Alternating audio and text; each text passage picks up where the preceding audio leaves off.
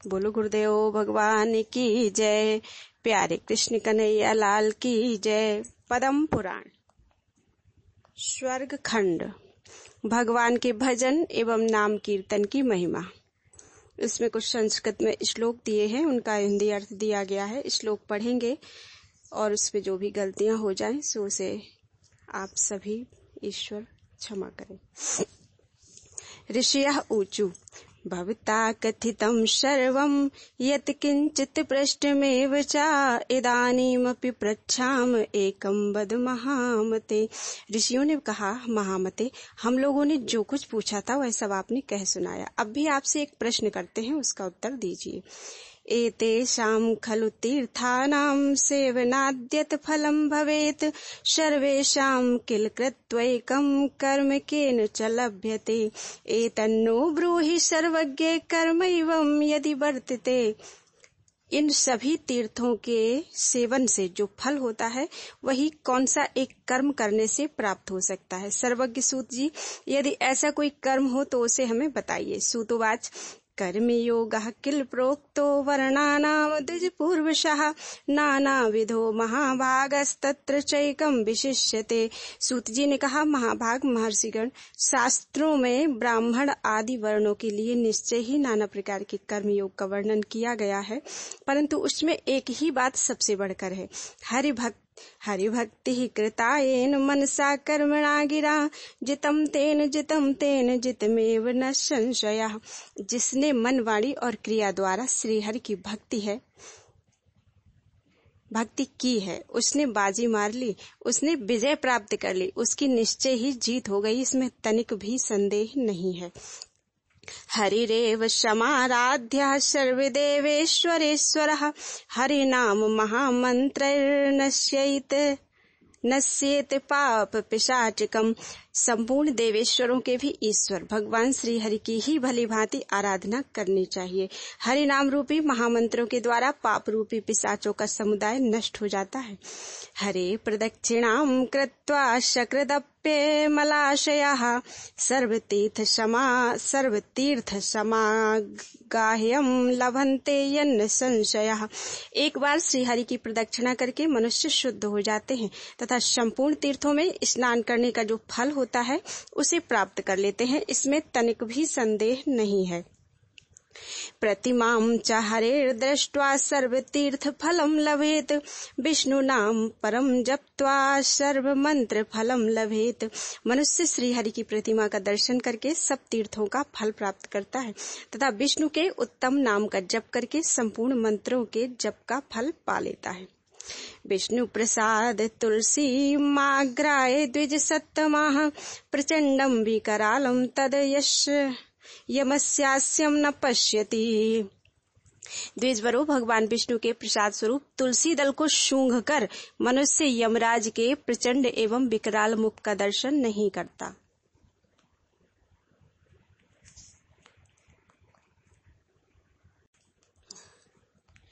सकृत प्रणामी कृष्णस्य मातुः स्तन्यां पिबेन्नहि हरिपादे मनो येषां तेभ्यो नित्यं नमो नमः। एक बार भी श्री कृष्ण को प्रणाम करने वाला मनुष्य पुनः माता के स्तनों का दूध नहीं पीता, उसका दूसरा जन्म नहीं होता। जिन पुरुषों का चित्त श्री हरि के चरणों में लगा है उन्हें प्रतिदिन मेरा बारंबार नमस्कार है। पुलकशः स्वपचो वापि चे ये चान्ये म्लेच्छ जातयः तेऽपि वन्द्या महाभागा हरिपादैक सेवकः। पुलकश, स्वपच यानी चांडाल तथा और भी जो म्लेच्छ जाति के मनुष्य हैं, वे भी यदि एकमात्र श्री हरि के चरणों की सेवा में लगे हों तो वंदनीय और परम सौभाग्यशाली हैं। किं पुनर्ब्राह्मणाः पुण्या भक्ता राजर्षयस्तथा हरौ भक्तिं विधायैव गर्भवासं न पश्यति। फिर जो पुण्यात्मा ब्राह्मण और राजर्षि भगवान के भक्त हों उनकी तो बात ही क्या है। भगवान श्री हरि की भक्ति करके ही मनुष्य गर्भवास का दुख नहीं देखता। हरेरग्रेष्वनैरुच्चैर्नृत्यंस्तन्नाम कृन्नरः पुनाति भुवनं विप्रा गंगादि सलिलं यथा। ब्राह्मणों भगवान के सामने उच्च स्वर से उनके नामों का कीर्तन करते हुए नृत्य करने वाला मनुष्य गंगा आदि नदियों के जल की भांति समस्त संसार को पवित्र कर देता है। दर्शनात् स्पर्शनात् तस्य आलापादपि भक्तितः ब्रह्म हत्यादिभिः पापैर्मुच्यते नात्र संशयः। उस भक्त के दर्शन और स्पर्श से, उसके साथ वार्तालाप करने से तथा उसके प्रति भक्ति भाव रखने से मनुष्य ब्रह्म हत्या आदि पापों से मुक्त हो जाता है। इसमें तनिक भी संदेह नहीं है। हरेर प्रदक्षिणम कुर्वन् उच्चैस्तन्नाम कृन्नरः करतालादि संधानम सुस्वरम कलशब्दितम ब्रह्म हत्यादिकं पापम तेनैव करतालितम। जो श्रीहरि की प्रदक्षिणा करते हुए करताल आदि बजाकर मधुर स्वर तथा मनोहर शब्दों में उनके नामों का कीर्तन करता है, उसने ब्रह्म हत्या आदि पापों को मानो ताली बजाकर भगा दिया। हरि भक्ति कथा मुक्ताख्यायिकां श्रुणुयाच्च यः तस्य संदर्शनादेव पूतो भवति मानवः। जो हरि भक्ति कथा रूपी मुक्तामयी आख्यायिका का श्रवण करता है, उसके दर्शन मात्र से मनुष्य पवित्र हो जाता है।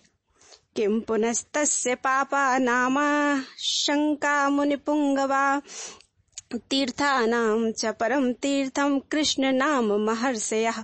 मुनिवरों, फिर उसके विषय में पापों की आशंका क्या रह सकती है। महर्षियों, श्री कृष्ण का नाम सब तीर्थों में परम तीर्थ है। तीर्थी कुर्वन्ति जगतीं गृहीतं कृष्ण नाम यैहि तस्मान् मुनिवराः पुण्यम नातः परतरम विदुः। जिन्होंने श्री कृष्ण नाम को अपनाया है, वे पृथ्वी को तीर्थ बना देते हैं, इसलिए श्रेष्ठ मुनिजन इससे बढ़कर पावन वस्तु और कुछ नहीं मानते। विष्णु प्रसाद निर्माल्यं भुक्त्वा धृत्वा च मस्तके विष्णुरेव भवेन्मर्त्यो यम शोक विनाशनः। अर्चनीयो नमस्कार्यो हरिरेव न संशयः। श्री विष्णु के प्रसादभूत निर्माल्य को खाकर और मस्तक पर धारण करके मनुष्य साक्षात विष्णु ही हो जाता है। वह यमराज से होने वाले शोक का नाश करने वाला होता है। वह पूजन और नमस्कार के योग्य साक्षात श्री हरि का ही स्वरूप है, इसमें तनिक भी संदेह नहीं है। ये ह्रीमं विष्णुमव्यक्तं देवं वापि महेश्वरम् एकी भावेन पश्यन्ति न तेषां पुनरुद्भवः।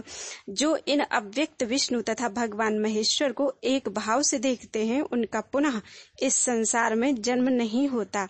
तस्माद् नादि निधनं विष्णुम् आत्मानं व्ययम् हरम चैकम प्रपश्यध्वम पूजयध्वम तथैव हि। अतः महर्षियों, आप आदि अंत से रहित अविनाशी परमात्मा विष्णु तथा महादेव जी को एक भाव से देखें तथा एक समझकर ही उनका पूजन करें। ये असमानं प्रपश्यन्ति हरिं वै देवतांतरम ये ते यान्ति नरकान घोरान तांस्तु गड़े धरी। जो हरि और हर को समान भाव से नहीं देखते, श्री हरि को दूसरा देवता समझते हैं, वे घोर नरक में पड़ते हैं। उन्हें श्री हरि अपने भक्तों में नहीं गिनते। मूर्खम वा पंडितम वापि ब्राह्मणम केशव प्रियम स्वपाकम वा मोचयति नारायण स्वयं प्रभु। पंडित हो या मूर्ख, ब्राह्मण हो या चांडाल, यदि वह भगवान का प्यारा भक्त है तो स्वयं भगवान नारायण उसके संकटों को छुड़ाते हैं, संकटों से उसे छुड़ाते हैं। नारायण परो नास्ति पाप राशि दवानलः कृत्वापि पातकम घोरम कृष्ण नामना विमुच्यते। भगवान नारायण से बढ़कर दूसरा कोई ऐसा नहीं है जो पाप पुंज रूपी वन को जलाने के लिए दावानल के समान हो। भयंकर पातक करके भी मनुष्य श्री कृष्ण नाम के उच्चारण से मुक्त हो जाता है। स्वयं नारायणो देवः स्वनाम्नि जगतां गुरु आत्मनोभ्यधिकां शक्तिम स्थापयामास सुव्रता। उत्तम व्रत का पालन करने वाले महर्षियों, जगत गुरु भगवान नारायण ने स्वयं ही अपने नाम में अपने से भी अधिक शक्ति स्थापित कर दी है।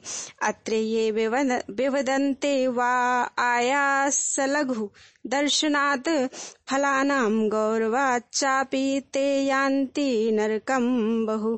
नाम कीर्तन में परिश्रम तो थोड़ा होता है, किंतु फल भारी से भारी प्राप्त होता है। यह देखकर जो लोग इसकी महिमा के विषय में तर्क उपस्थित करते हैं, वे अनेकों बार नरक में पड़ते हैं। तस्माद्धरो भक्तिमान स्यायाद्धरी नाम परायणः पूजकम पृष्ठतो रक्षेन्नामिनम बक्षसि प्रभु। इसलिए हरि नाम की शरण लेकर भगवान की भक्ति करनी चाहिए। प्रभु अपने पुजारी को तो पीछे रखते हैं, किंतु नाम जप करने वाले को छाती से लगाए रहते हैं। हरि नाम महावज्रम पाप पर्वत दारणम तस्य पादौ तु सफलौ तदर्थ गतिशालिनौ। हरि नाम रूपी महान वज्र पापों के पहाड़ को विदीर्ण करने वाला है। जो भगवान की ओर आगे बढ़ते हो मनुष्य के वे ही पैर सफल हैं।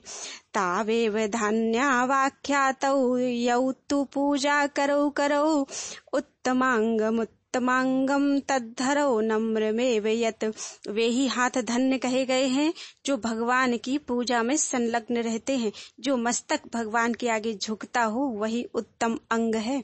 साजी हुआ या हरिम स्तौति तन्मनस्तत्पदानुगम तानि लोमानि चोच्यते यानि तन्नाम्नि चोत्थितम् कुर्वन्ति तच्च नेत्राम्बो यदच्युत प्रसंगतः।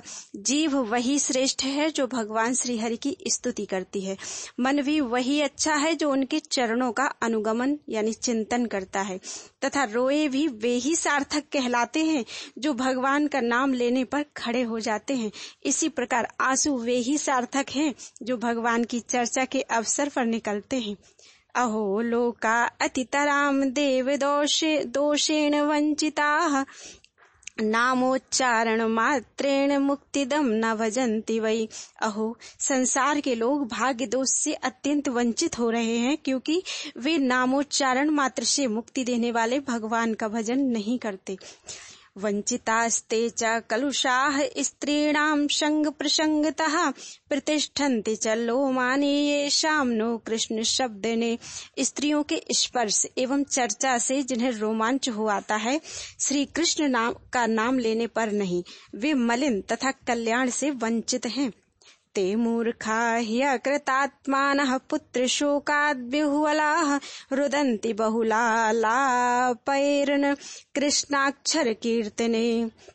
जो अजितेंद्रिय पुरुष पुत्र शोक आदि से व्याकुल होकर अत्यंत विलाप करते हुए रोते हैं, किंतु श्री कृष्ण नाम के अक्षरों का कीर्तन करते हुए नहीं रोते, वे मूर्ख हैं।